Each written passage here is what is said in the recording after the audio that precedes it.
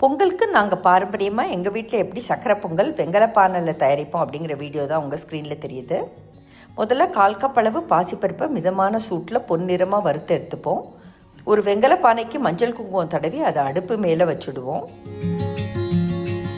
1/4 cup பாசிப்பருப்புக்கு 1 cup அரிசி கரெக்டாக இருக்கும். வறுத்த பாசிப்பருப்பையும் அரிசியையும் ஒன்றா போட்டு அதை நல்லா 3 வாட்டி களைஞ்சு 3ஆவதாக களைஞ்சதான அந்த தண்ணியை வெங்கல பானையில் சேர்க்குறேன்.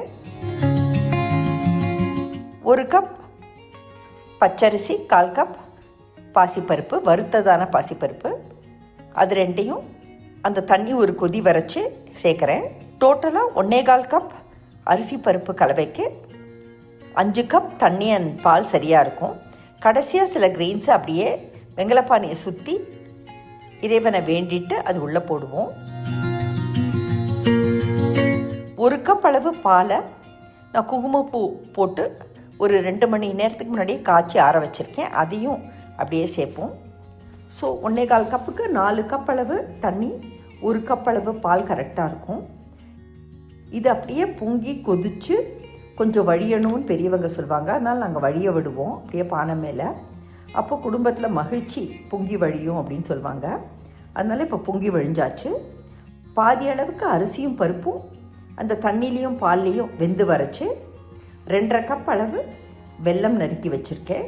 அதை அப்படியே சேர்ப்போம். இது தூசி இல்லாத வெல்லம் அப்படிங்கிறதுனால அப்படியே சேர்க்குறேன். 2 ஸ்பூன் அளவு சர்க்கரை சேர்க்குற பழக்கமும் எங்கள் வீட்டில் இருக்குது. இந்த அரிசி பருப்புக்கு தேவையான அளவு உப்பு. மீன்வைல் கொஞ்சம் நெய்யில் முந்திரி பருப்பு, காஞ்ச திராட்சை ரெண்டையுமே வறுத்துப்போம்.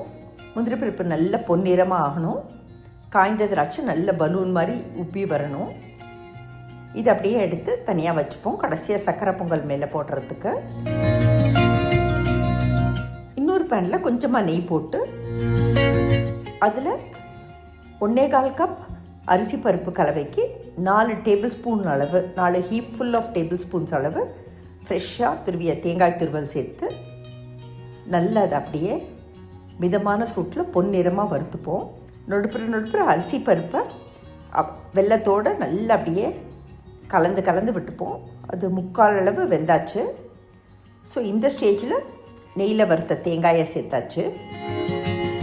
ஏலக்காய் பொடி, சுக்கு பொடி ரெண்டுமே சேர்த்தாச்சு. ஒரு சிட்டிகை பச்சை கற்பூரத்தை சேர்ப்போம். இது ஒரு ஹோலி ஃப்ளேவரை கொடுக்கும் சக்கரை பொங்கலுக்கு அப்படிங்கிறதுனால இதை சேர்ப்போம்.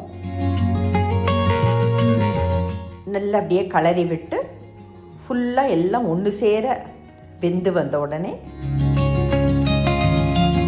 நம்ம நெய்யில் வறுத்ததான முந்திரி திராட்சையை சேர்த்து நல்லா கலந்து விடுவோம். மீன்வைல் ஒரு மணப்பலகையில் கோலம் போட்டு மஞ்சள் கொத்து வச்சுருப்போம்.